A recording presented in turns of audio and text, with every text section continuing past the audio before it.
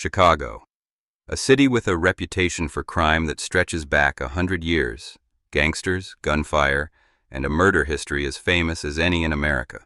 But the cases in this documentary aren't the ones that made Chicago's name, because the killers you're about to meet weren't mobsters or strangers in the dark. They were women, wives and mothers, partners and caretakers, the people no one ever thinks to fear. And from the crowded neighborhoods of the city to the quiet suburbs beyond it, they proved that some of the most disturbing crimes don't come from the streets. They come from inside the home. Chicago has a long, strange history with women who kill, a history so notorious it once inspired a Broadway musical. But there was nothing glamorous about what these women actually did. Every case is real, every victim was real, and every one of them left a city asking the same question: how did no one see it coming? Before we begin, drop a comment and let us know where in the world you're watching from and what time it is where you are. We've got a community all across the globe, and we love seeing where everyone tunes in from. And if you're new here, hit subscribe and turn on notifications, because we release a brand new true crime documentary every week. Heather Mack, 2014. On the morning of August 12, 2014, a taxi driver was waiting outside the St. Regis Bali Resort, an opulent five-star hotel in the Nusa Dua area of the Indonesian island. A young American couple had loaded a large suitcase into his trunk and asked him to wait while they went back inside. But they never returned. As the minutes stretched on, the driver noticed something staining the bottom of the case. It looked like blood. When hotel staff and police finally opened that suitcase, they found the body of a 62-year-old woman folded inside. Her name was Sheila von Wiese Mack, a socialite from the Chicago suburbs, and she had been beaten to death. The couple who had left that suitcase behind were already gone. One of them was Sheila's own 19-year-old daughter, Heather. To understand how a mother-daughter vacation in paradise ended with a body in a suitcase, you have to go back to a relationship that had been troubled for years. Sheila von Wiese Mack was the widow of a well-known composer, and she and Heather lived in Oak Park, a comfortable suburb just west of Chicago. But their bond was volatile and often turned hostile. Police had reportedly been called to their home many times over the years. By 2014, Heather was 18, and she was in a relationship her mother strongly disapproved of, with a young man from Chicago named Tommy Schaefer. Sheila hoped a trip abroad might repair things between them, and in early August of 2014, mother and daughter flew from Chicago to Bali for what was meant to be a fresh start. But the trip was not what Sheila believed it to be. Unknown to her, the journey had become the setting for a plan. Heather and Tommy Schaefer had been exchanging messages about Sheila's death and the money that would follow it, specifically a trust fund worth around $1.5 million that Heather stood to inherit. Her text messages, later recovered, were chilling in their casual greed. Schaefer wrote about becoming rich and imagining a lavish life. The two referred to themselves as Bonnie and Clyde, and Schaefer was not acting on his own information alone. Back in Chicago, his cousin, a young man named Robert Bibbs, was texting advice, weighing in on how the killing might be carried out and how they might avoid getting caught. Bibbs believed that if Sheila died, Schaefer would share in Heather's inheritance. While Sheila thought she was on a mending trip with her daughter, Schaefer secretly followed them to Bali, even using Sheila's own credit card to pay for his flight and room. In the early hours of August 12th, he made his way to the hotel. What happened next unfolded over a series of messages between the conspirators. An initial idea to end Sheila's life quietly failed. Then, with Sheila asleep in the room she shared with her daughter, the plan turned violent. Tommy Schaefer struck Sheila von Wiese Mack in the head with the heavy metal handle of a fruit bowl from the hotel room, and she was killed. Afterward, the couple forced her body into a large suitcase, carried it downstairs, and loaded it into the waiting taxi, intending to leave it and the crime behind them. They did not get far. When the taxi driver alerted authorities, the discovery was immediate, and the response was swift. The very next day, August 13, 2014, Heather Mack and Tommy Schaefer were arrested on the island. What had been imagined as the perfect crime in a faraway paradise instead became an international sensation. The Bali suitcase murder, splashed across news outlets around the world, complete with the haunting image of the suitcase itself, which looked far too small to contain what it did. The Indonesian legal system moved quickly, and the stakes were enormous. At one point, the pair faced the theoretical possibility of a firing squad. In April of 2015, both were convicted. Tommy Schaefer, who had delivered the fatal blows, was found guilty of premeditated murder and sentenced to 18 years in prison. Heather Mack was convicted as an accessory to her mother's murder and sentenced to 10 years. There was one more remarkable detail. Heather had been pregnant during the trip, and she gave birth to a baby girl while incarcerated in Bali, raising the child behind prison walls in her years. But the case was far from over, because the reach of American law extended all the way to Indonesia. Since the victim was a U.S. citizen and the plot had been hatched in part on American soil, federal prosecutors in Chicago built their own case. Robert Bibbs, the cousin who had advised the killers from home, was arrested in Chicago in 2015.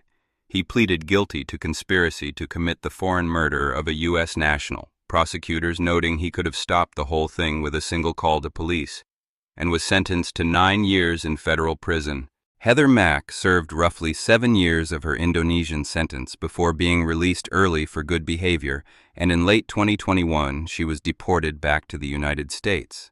She did not walk free. FBI agents arrested her the moment she landed at Chicago's O'Hare International Airport on a federal indictment that had been waiting under seal. She initially pleaded not guilty, but in June of 2023, facing the weight of the evidence, she changed her plea to guilty, admitting to conspiring to kill her mother. On January 17, 2024, Heather Mack stood before a federal judge in Chicago for sentencing.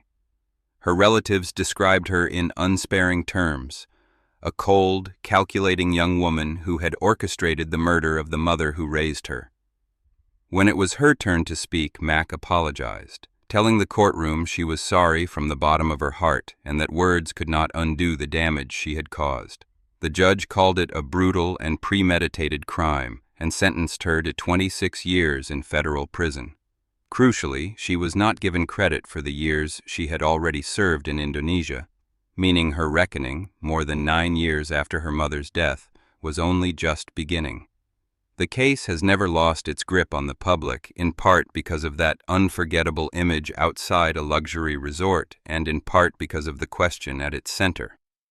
Heather Mack's defense had long pointed to a genuinely troubled and at times abusive relationship between mother and daughter. But whatever pain existed within that family, it did not lessen what a jury and 2 justice systems ultimately concluded: that a mother who had brought her daughter halfway around the world, hoping to heal their relationship, was murdered for her money, and that her own child had helped make it happen. Dr. Alice Wynekoop, 1933. On the night of November 21, 1933, a Chicago undertaker named Frank Harris received an unusual call. On the line was a well-known physician, Dr. Alice Wynekoop, who told him that her daughter-in-law had been found dead on the operating table in her home office and asked him to come. Notably, she had not called the police. When Harris arrived at the gloomy 16-room mansion at 3406 West Monroe Street on the west side of the city, he was led down into the basement surgery, and what he saw stopped him cold. On the operating table, wrapped neatly in a blanket, lay the body of a young woman. She had been shot, and there were chloroform burns on her face. This was no natural death, and Harris knew it immediately. It was he, the undertaker, not the doctor who'd summoned him, who insisted that the police be called. The dead woman was 22-year-old Retta Wynekoop, and the operating table belonged to her own mother-in-law. In 1933, Alice Wynekoop was not the sort of person anyone imagined at the center of a murder.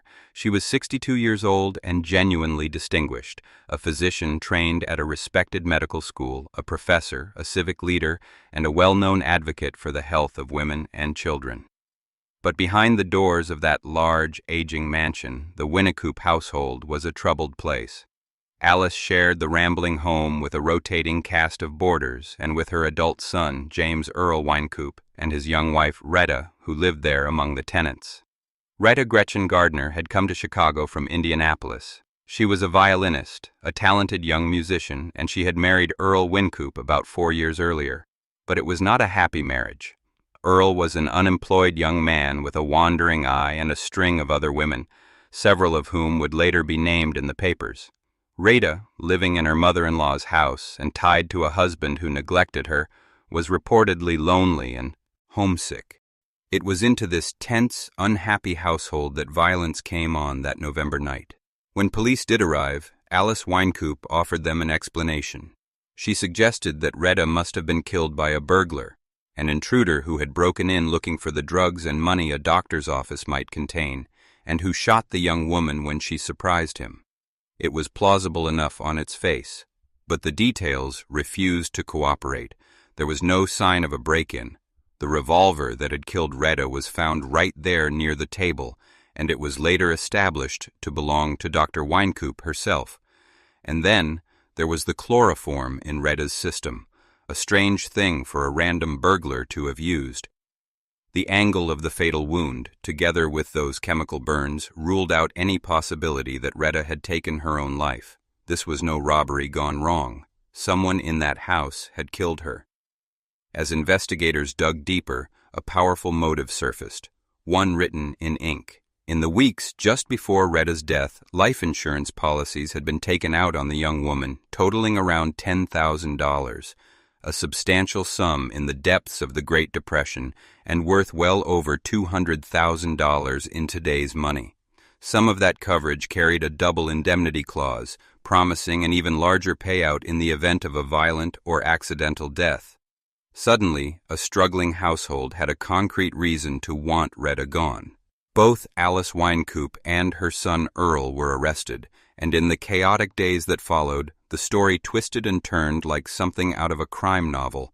Earl, the neglectful husband, actually confessed to the killing at one point, but investigators quickly determined he couldn't have done it. At the time Retta died, he was hundreds of miles away, traveling toward Kansas City with a companion, and his alibi held. Hat left his mother. And under questioning, Alice Wynekoop gave a startling confession of her own. In her account, there had been no murder at the outset at all. She said she had been examining Retta on the operating table, giving her chloroform to ease the young woman's discomfort, and that Retta had died from an accidental overdose. Panicking at the death of her daughter-in-law under her own care, Alice said, she had then fired a bullet into Retta's body to disguise the death as the work of an intruder. It was a remarkable admission, a fatal medical accident, covered up with a staged shooting. But Alice Wynekoop would not stand by it. She soon recanted the confession entirely, insisting it had been improperly wrung out of her, and returned to maintaining her innocence. On November 29, 1933, a grand jury formally charged her with murder. The case became a national sensation. Newspapers across the country followed every twist, transfixed by the image of a respected woman doctor accused of killing a young violinist on her own operating table. It had everything readers of the era craved: standing and money, a loveless marriage, a philandering husband, insurance policies, and a confession that shifted like sand. The entire nation, one paper declared, stood engrossed by the murder. Alice Wynekoop was tried twice. Her first trial, in January of 1934, collapsed into a mistrial when the aging doctor's health failed and she became too ill to continue. But the second trial went forward that February and March. Prosecutors laid out the physical evidence and the financial motive, and they argued something darker still, that Alice was a mother who would do anything for her son, and that she may have killed the daughter-in-law who stood between Earl and his freedom. The jury was persuaded. Alice Wynekoop was found guilty of murder and sentenced to 25 years in prison, sent to serve her time at the Women's Reformatory in Dwight, Illinois. She never publicly admitted guilt again, and to this day certain details of what truly happened in that basement remain debated. But what the courts concluded was clear enough, that a trusted physician had ended the life of the young woman married to her son and tried to pass it off as something it was not. Alice served roughly 15 years before being paroled in 1949, elderly by then, and she died in Chicago in 1955. The case never entirely faded from the city's memory. For decades, the crumbling Wynekoop mansion stood as a local landmark of the macabre, the subject of ghost stories and whispered legend, before it was finally torn down. But beneath the folklore is a simpler, sadder truth. Rita Wynekoop was a gifted young musician, far from home, trapped in an unhappy marriage, and she died on a doctor's table, in the house that was supposed to be her home, at the hands of the family that was supposed to be her own. Marilyn Lemak, 1999. On the morning of March 5, 1999, in Naperville, Illinois, an affluent suburb about 30 miles west of Chicago, police responded to a home on South Loomis Street after a 911 call. Inside, they made a discovery that would leave the entire community reeling for decades. 3 young children were dead in their beds, and their mother, 44-year-old Marilyn Lemak, was alive but injured, having tried to take her own life. There was no intruder, there was no accident. The person responsible for the deaths of these 3 children was the woman who had given birth to them, and in the years that followed, the case would come to center on a single, agonizing question that has never been fully settled. How and why could a devoted mother do such a thing? To the people of Naperville, this was almost impossible to comprehend, because the Lemaks were not a family anyone would have marked for tragedy. Marilyn, known to friends as Lynn, was a trained surgical nurse married to Dr. David Lemak, a physician. They lived in a comfortable home in one of the most desirable suburbs in America, and by every outward measure they had built a good life. At the heart of that life were their 3 children, Nicholas, who was 7 years old, Emily, who was 6, and Thomas, who was 3, nearly 4.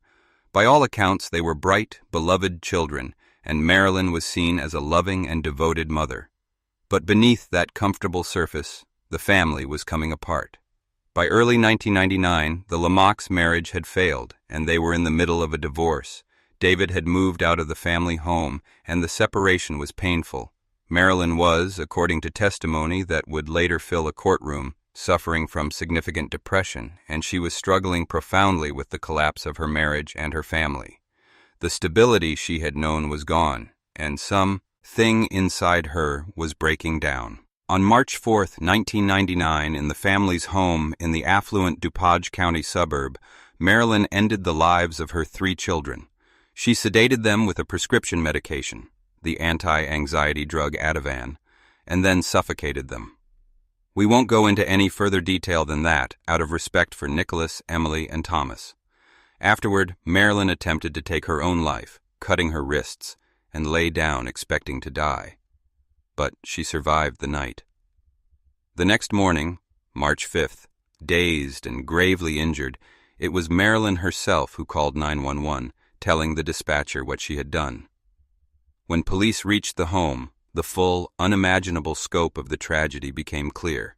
What followed was one of the most closely watched and heavily debated trials in the region's history, because the central issue was not whether Marilyn Lemak had caused her children's deaths, that was never really in dispute, but whether she had been sane when she did it. Her defense mounted an insanity defense. Her lawyers argued that Marilyn had descended into a psychotic state, that she was so consumed by severe depression and delusion that she could not understand or control what she was doing. They presented a portrait of a woman who felt her family had been shattered, and who, in a broken and irrational state of mind, believed she was taking her children somewhere better, so that they could all be together, away from the pain of the divorce. The prosecution saw it very differently. To the state, this was not a woman who had lost touch with reality, but one who had known exactly what she was doing.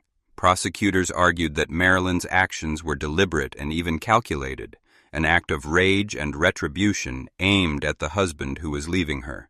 They pointed to steps she had taken in the days beforehand, such as canceling the children's scheduled activities, as evidence that she understood and planned what was coming. To the prosecution, this was a mother who chose to punish her estranged husband in the most devastating way imaginable, and who was legally responsible for that choice. The trial took place in DuPage County in the fall of 2001, and it lasted about 3 weeks. The jury was given a genuinely difficult and consequential decision. They could find Marilyn Lemak not guilty by reason of insanity, which might have sent her to a locked psychiatric facility rather than a prison. They could find her guilty but mentally ill, or they could find her guilty of first-degree murder. After roughly 9 hours of deliberation, on December 19, 2001, the jury rejected the insanity defense and rejected the guilty but mentally ill option as well. They found her guilty of first-degree murder in the deaths of all 3 children. The verdict drew a hard line through the case's central question. The jurors accepted that Marilyn had been struggling and depressed, but concluded she was not legally insane, and that she understood exactly what she was doing. Because she had been convicted of murdering more than one person, the 44-year-old former surgical nurse faced the most serious penalties available. In early 2002, she was sentenced to natural life in prison without the possibility of parole. At sentencing, Judge George Bacalus spoke directly and unsparingly about the enormity of what she had done, telling her she should spend the rest of her days confronting the memory of her children.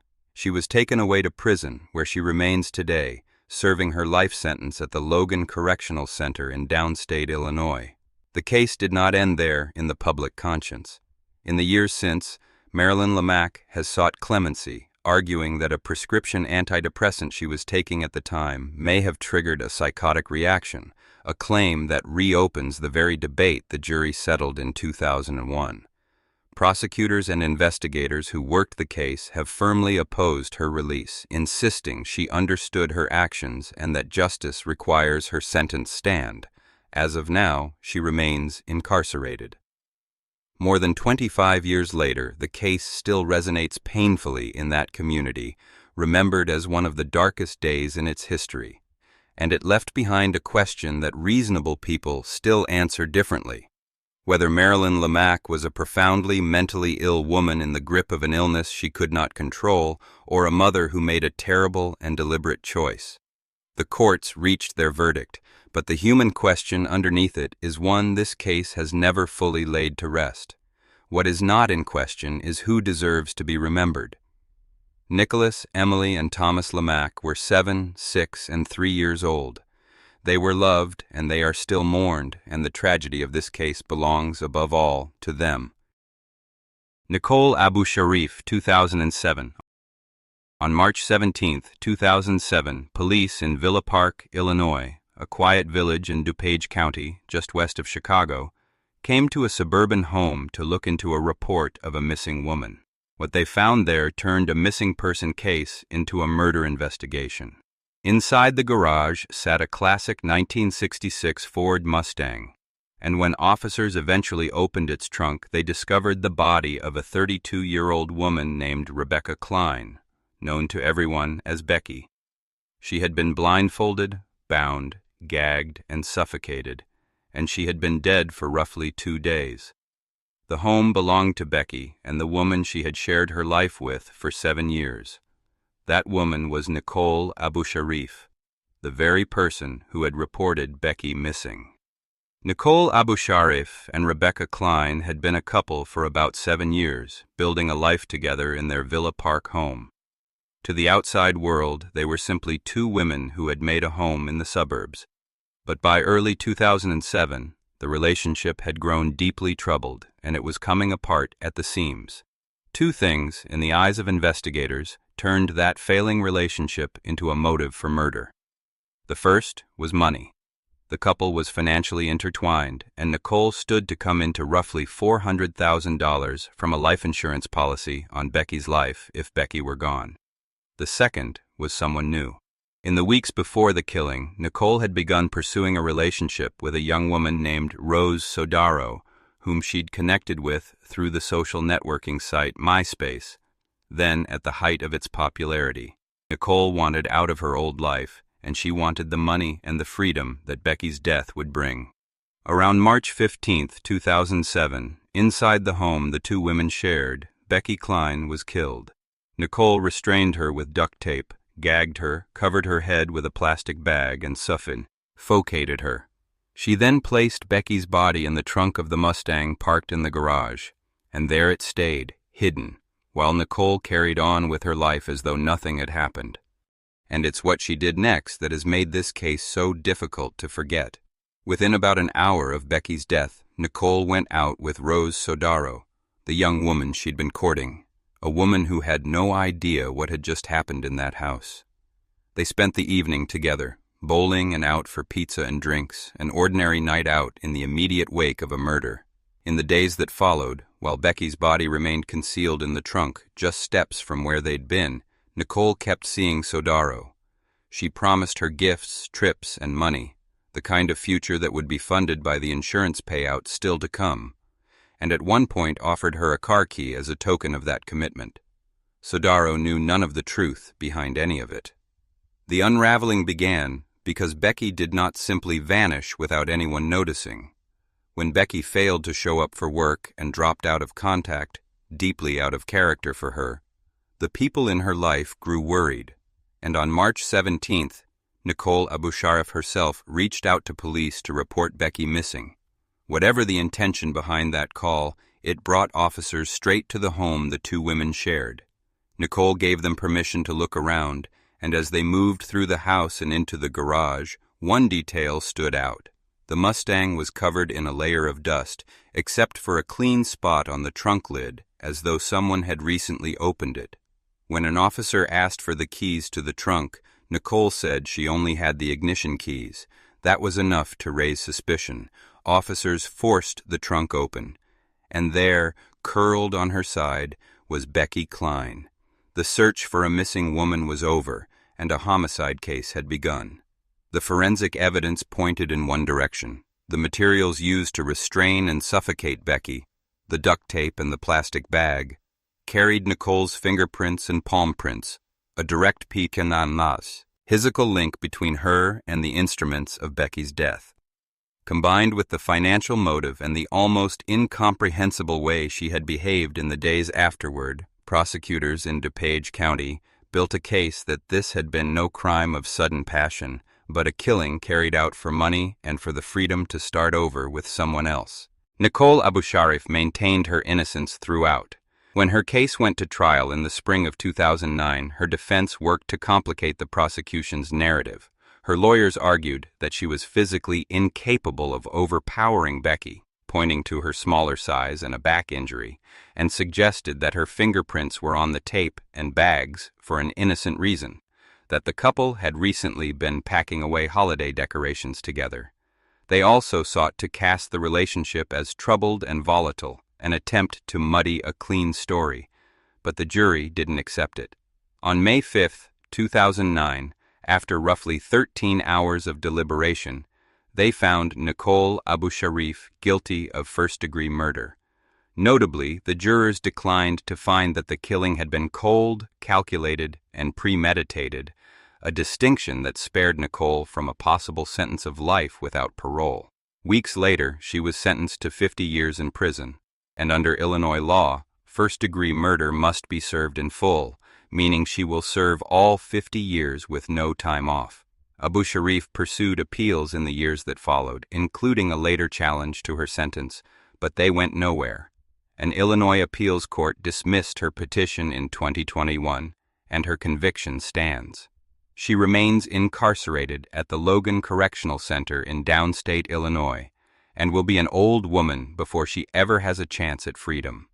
The case drew national attention, often framed in the press as a love triangle murder, and it's easy to see why it lingered in the public mind.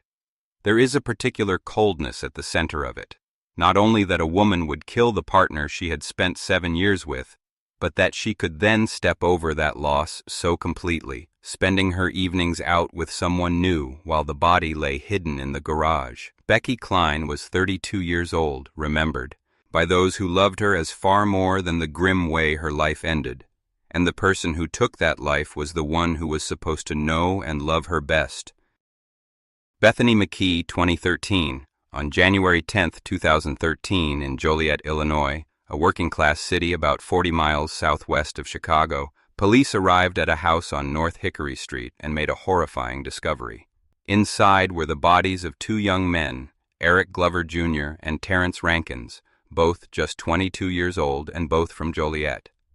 The two friends had been strangled to death, and plastic bags had been placed over their heads. What made the scene even more chilling was how the killers had spent the hours afterward, because the people responsible had not fled. They had stayed in the house with the bodies, continuing on as though nothing had happened.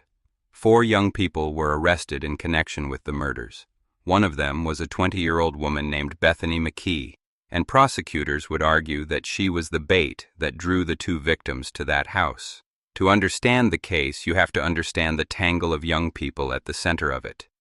The Hickory Street house belonged to the family of Elisa Massaro, and it was there that a group of acquaintances gathered on that January night.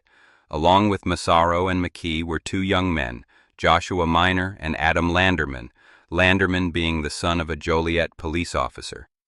Eric Glover and Terrence Rankins knew some of this group. In particular, Bethany McKee was acquainted with Terrence Rankins. And it was McKee, prosecutors said, who reached out and invited Glover and Rankins over that night with the promise of a party, a chance to hang out and have a good time. But there was no party. According to the case built by the Will County State's attorney, the gathering was a setup. The 4 had hatched a plan to rob Glover and Rankins, a plan driven by almost unimaginably petty motives. They wanted money for cigarettes, alcohol, gas, and drugs. And the total they ultimately took from their 2 victims came to roughly $120. 2 young men lost their lives over the contents of their pockets. When the 2 friends arrived at the house, the ambush unfolded. Both were attacked and strangled to death. The actual killing was carried out by the 2 men in the group. Joshua Minor strangled Rankins, and Adam Landerman strangled Glover. The precise whereabouts of McKee and Massaro at the exact moment of the murders became a point of contention. Some accounts placed the 2 women out of the room when the violence occurred. But in the eyes of the prosecution, that distinction didn't matter, because under Illinois law, a person who helps plan and set up a murder is just as guilty as the person who carries it out. And the state's theory was that Bethany McKee was integral to the plan, that without her invitation, Glover and Rankins would never have walked into that house. What happened after the killings became some of the most disturbing detail in the entire case. The group lingered in the home with the bodies for hours, and there were allegations of grotesque conduct and even talk of disposing of the remains. We won't dwell on those particulars. What matters for the story is that the crime did not stay hidden for long, and the reason it unraveled is genuinely striking. The case was broken open from within McKee's own family. After the murders, Bethany McKee reached out to her father and told him what had happened.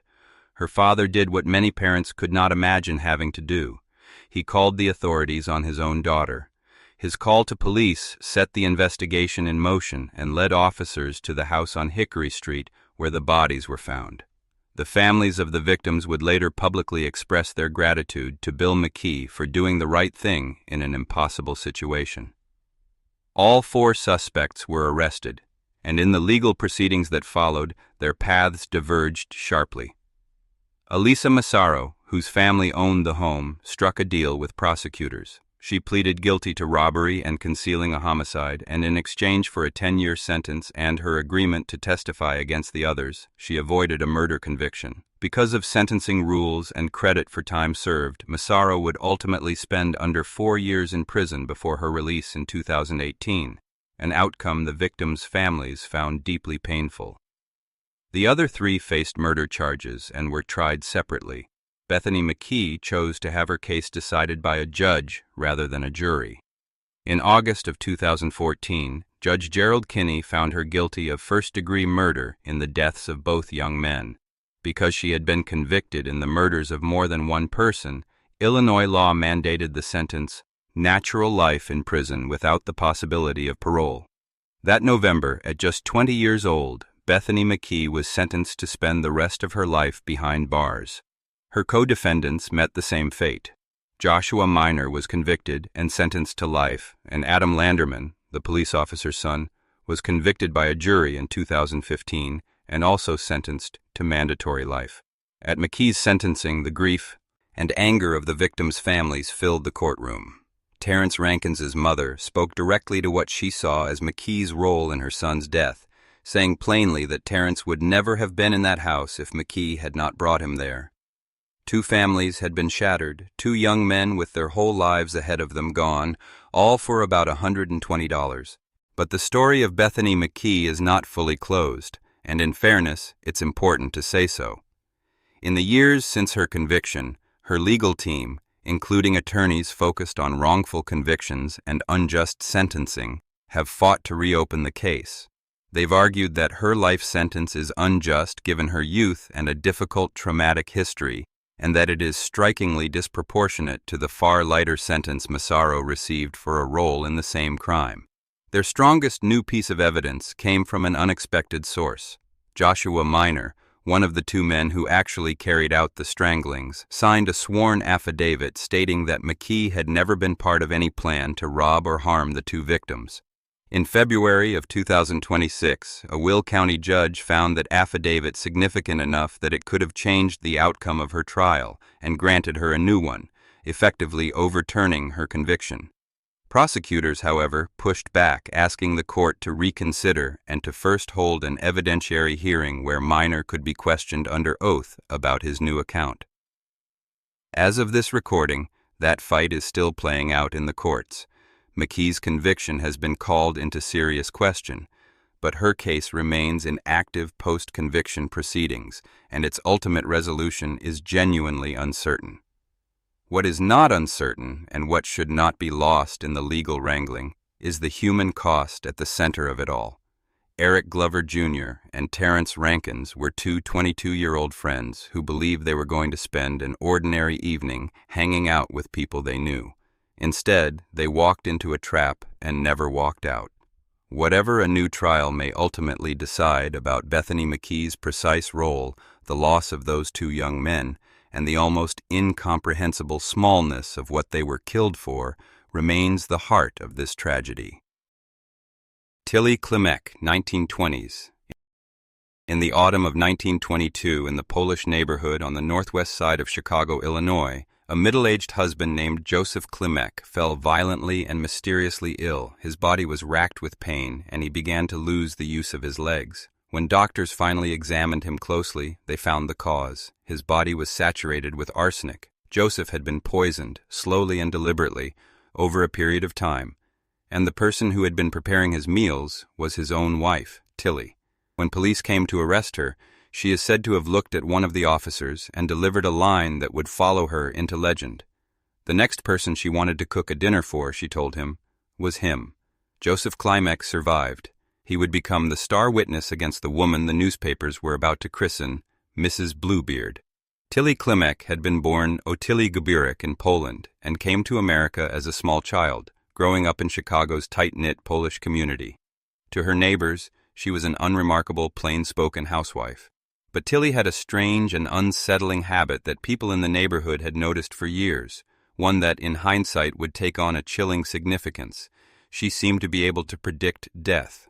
On more than one occasion, Tilly calmly told friends and neighbors exactly when someone close to her would die, most notably her own husband's. She would announce with eerie precision that a man had only weeks to live, and then, right on schedule, that man would sicken and die. Some in the neighborhood came to believe she had a supernatural gift, a psychic power to foresee the end. The truth was far simpler and far darker. Tilly wasn't predicting these deaths, she was scheduling them. Her weapon of choice was arsenic, often in the form of a common household rat poison of the era, sold under names like Rough on R, Eights. And she had a supplier close to home, her cousin, Nellie Kulik, from whom she obtained the toxic compound. Her chosen victims, again and again, were the men she married. Over the course of nearly a decade, Tilly worked her way through a series of husbands, and the pattern was always the same. Her first husband, a man named Mitkiewicz, died in 1914, his death chalked up to heart trouble. Within weeks she had remarried, this time to Joseph Ruskowski, and by that spring he too was dead. Years later came her third husband, Frank Kupchik, who died in 1921. One by one, these men sickened and died. their deaths attributed at the time to ordinary causes, the heart ailments and sudden illnesses that regularly carried people off in that era. Each time Tilly played the grieving widow, and each time there was a small financial cushion waiting for her because she had insured the lives of the men she buried, collecting a modest payout after each death. It would later emerge that the dead weren't only husbands. A former sweetheart who had jilted her, along with various relatives and children in her extended family, had also died after crossing her path or sharing her table. It was that third marriage to Frank Kupchik that would eventually anchor the case against her. Neighbors later recalled Tilly coldly foretelling his death well before he ever fell ill, even, by some accounts, buying her mourning clothes and shopping for her next relationship while he still lay dying. After Kupchik was gone, Tilly married for a fourth time to a man who confusingly shared a first name with her second husband, Joseph Klimek, whose surname she would carry into history. But this Joseph would break the pattern. When he sickened with the same agonizing symptoms that had claimed the others, he didn't die on schedule. Doctors intervened, ran their tests, and identified the poison in his body before it could finish its work. That single failure unraveled everything. Tilly Klimek was arrested in October of 1922, and once the authorities grasped what they were looking at, they began to dig, literally. Investigators exhumed the bodies of Tilly's former husbands and other suspected victims, and the results were damning. The remains carried lethal levels of arsenic, even though the surrounding soil was clean, ruling out any natural explanation. The list of the sick and the dead kept growing. It wasn't only husbands. Relatives who had eaten at Tilly's table had fallen ill. Neighbors she had quarreled with had been given candy and then sickened. Even a dog that had annoyed her was said to have died of poisoning. By the time investigators finished tallying the suspected victims, the number reached around 20 people, more than a dozen of whom had died. The scale of it electrified the city, and the press seized on the story with relish. Because Tilly's cousin Nellie Kaulik had supplied the poison and was implicated alongside her, the newspapers imagined a whole ring of poisoning women operating in the Polish Quarter, dubbing Tilly the High Priestess of a so-called Bluebeard clique. The nickname Mrs. Bluebeard, borrowing from the old folktale of the serial wife killer, stuck to Tilly permanently. Her trial began in March of 1923, and she was tried for the murder of Frank Kupchik, the case where the evidence was strongest. Prosecutors laid out the arsenic, the insurance money, and the pattern of dead husbands, and they pushed for the ultimate penalty. In fact, the state asked the jury to sentence Tilly Klimek to hang, which would have made her the first woman ever executed in the state of Illinois. Tilly, for her part, maintained her innocence to the end, insisting that she had poisoned no one and complaining that everyone was picking on her. The jury didn't believe her. She was convicted of first-degree murder, but the jurors stopped short of sending her to the gallows. Instead, Tilly Klimek was sentenced to life in prison. There is a grim historical footnote to the verdict. Some observers at the time noted that Tilly, described in the unkind language of the newspapers as plain and unglamorous, received a harsher sentence than the young, attractive women who had passed through Chicago's courts around the same time and charmed all male juries into acquittals. Those glamorous defendants would go on to inspire the musical Chicago. Tilly Klimek inspired no musical. She simply went to prison, and she stayed there. Her cousin Nellie Kulik did not escape the reckoning entirely. Implicated as part of the alleged poison ring, Nellie spent roughly a year behind bars and was put on trial for the arsenic death of her own husband. In the end, though, a jury acquitted her of that charge, and she walked free despite her role in supplying the poison. Tilly was not so fortunate, nor did she deserve to be. She lived out the rest of her life behind the walls of the women's prison in Illinois, and she died there in 1936. In the centuries since, Tilly Klimek has come to be remembered as one of America's earliest documented female serial killers, a woman who murdered for insurance money and, it seems, for the simple power of it, hiding in plain sight as an ordinary immigrant housewife. The eerie predictions that once made her neighbors think she was gifted with second sight were nothing of the kind. Tilly always knew exactly when those men would die. She knew because she was the one deciding. Sandra Kololu, 2022. On October 10, 2022, Chicago police entered a rooming house on the 5900 block of North Washtenaw Avenue in the Arcadia Terrace section of the city's West Rogers Park neighborhood. They were searching for the home's owner, 69-year-old Frances Walker, who had been reported missing. Frances was the landlord. She lived in the house and rented rooms to her tenants. When officers finally made their way to a kitchen freezer inside the home, they found the answer to where she had gone. Her body had been dismembered, and parts of it were hidden there in the freezer, inside the very house she owned. The tenant who rented a room on the same floor, a 34-year-old woman named Sandra Kololu, would be in custody for her murder before the night was over. Frances Walker was, by every account, a genuinely good person. Her family would later describe her as the best person they had ever known. A warm, generous woman who opened her home to strangers and gave them a place to live. She owned the house on Washtenaw and ran it as a boarding home, renting out individual rooms, each secured with its own lock. It was a modest, ordinary arrangement, a landlady living alongside the people who rented from her. One of those tenants was Sandra Kololu. By the autumn of 2022, the relationship between the two women had deteriorated badly. Kololu was a difficult tenant. Police had already been called to the home multiple times over disturbances between her and Walker, and the other residents were growing frightened of her. The complaints against her were mounting, and the 69-year-old landlady had decided she wanted her gone, serving her with an eviction notice. It was the kind of dispute that plays out between landlords and tenants in every city, a disagreement over living arrangements, a notice to move out. But in this house, on that October night, it turned deadly. In the early morning hours of October 10, 2022, around 2:30 in the morning, other people living in the home were jolted awake by screaming coming from within the residence. Alarmed, several tenants immediately tried texting and calling Frances to make sure she was all right. They got replies from her phone, but something felt wrong about them. Investigators later determined why. Frances Walker was already dead, and it was Kololu who was answering the messages from the victim's phone, working to create the impression that the landlady was still alive. That cold act of impersonation, using a dead woman's device to hold off suspicion, would eventually add a charge of aggravated identity theft to the case. By that evening, having been unable to reach Frances all day, the worried tenants called police to report her missing. And here the case took the strange, tense turn that would ultimately crack it open. When officers arrived, they encountered Kololu leaving the house and climbing into a tow truck, one she had ordered using Frances Walker's own credit card. She allowed police to search her room, but they found nothing obviously amiss, and she was permitted to leave, directing the tow truck driver to take her toward Foster Avenue Beach along Law Key, Michigan, where she said her car had broken down. But the other tenants were deeply afraid for that driver's safety. Before he pulled away, they exchanged phone numbers with him and warned him they believed Kololu was dangerous.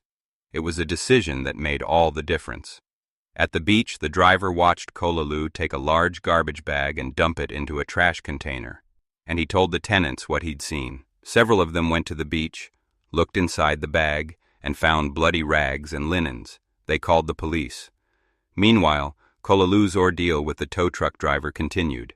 After a mechanic refused to service her car, she grew enraged when the driver wouldn't take her elsewhere, and she pulled a knife on him. He fended her off until officers, alerted to everything unfolding, arrived and took her into custody. That arrest was the key that opened everything. With Kololu in custody and the bloody evidence from the beach in hand, police returned to the house on Washtenaw and searched again, more thoroughly this time. In Frances Walker's bedroom they found blood. On knives in the home they found blood. And in the kitchen freezer they found the remains of the woman who had lived there and rented out its rooms. Investigators concluded that Frances had been killed in her bedroom and dismembered on the first floor of the house, likely with large kitchen knives. Some of the remains had been concealed in the freezer. Others Kololu had tried to discard. Frances Walker's torso was never recovered. Investigators came to believe it had been dumped into the lake at a nearby harbor, along with the body of her small dog, which had also been killed. The case went to trial in the spring of 2024. Kolalu insisted she was innocent, telling the jury she had been framed and that she would have done anything for the woman she called Fran. Her defense pointed to some unidentified DNA found on the evidence, but the proof against her was overwhelming. Her own DNA on the plastic bags used to hold the remains, the blood in her landlady's room, and on the knives, the impersonating text messages, and the remains discovered feet from where she slept. On April 22, 2024, after roughly 7.5 hours of deliberation, a Cook County jury found her guilty on every count: first-degree murder, dismembering a human body, concealing a homicide, and aggravated identity theft. At her sentencing that July, now 36 years old, Kolalu revealed just how dangerous she remained even behind bars. While awaiting trial, she had piled up disciplinary reports for abusing jail staff and had been involved in an assault that left a correctional officer with a broken ankle. Prosecutors told the court she had even threatened a guard, vowing to do to the officer what she had done to her landlord. Judge Ursula Wolowski called the case something out of a horror movie and said Kolalu had shown no genuine remorse. On July 10, 2024, she sentenced her to a total of 58 years, 50 for the murder, which under Illinois law she must serve in full, 6 for the dismemberment, and 2 for the identity theft, one after another. For a woman in her 30s, it is a sentence that ensures she will not leave prison until she is an old woman, if ever. Even then, she stood before the court and insisted she had never harmed Francis. Francis Wall. Keir's relatives sat through a week of harrowing testimony to see the case through, and afterward they chose to speak not of the horror, but of the woman herself. She had been, her brother said, the best person he knew in his life. She had offered a stranger a room and a place to belong, and that simple act of decency had cost her everything. Frances Walker deserves to be remembered for the generosity that defined her, not for the cruelty that ended her. 8 women, 8 cases, and one city that has never quite been able to look away. Chicago has always had a complicated relationship with crimes like these. 100 years ago, the city turned some of its accused murderesses into celebrities, spinning their trials into newspaper spectacle and even a Broadway musical. But there was nothing glamorous about what these women actually did. Behind every case was a real person who never came home. A mother, a landlord, a friend, a child. And behind every conviction was a family left to carry a grief that no verdict could ever undo. That's the part that outlasts the true crime fascination. The names that deserve to be remembered aren't the ones who did the killing. They're Marilyn and her baby, Frances Walker, Rebecca Klene, Retta, Eric and Terrence, and 3 young children in Naperville who never got to grow up. This documentary was, in the end, for them. Now we want to hear from you. Of these 8 cases, which one disturbed you the most, and which one stayed with you long after it ended? Were there any where you're still not sure justice was fully served? Tell us in the comments. And we want to know from you, which state should we cover next? If you made it all the way to the end, thank you for spending this time with us. Subscribe and turn on notifications so you never miss a new documentary. We release true crime stories like these every week. Until next time, take care of yourselves and stay safe out there.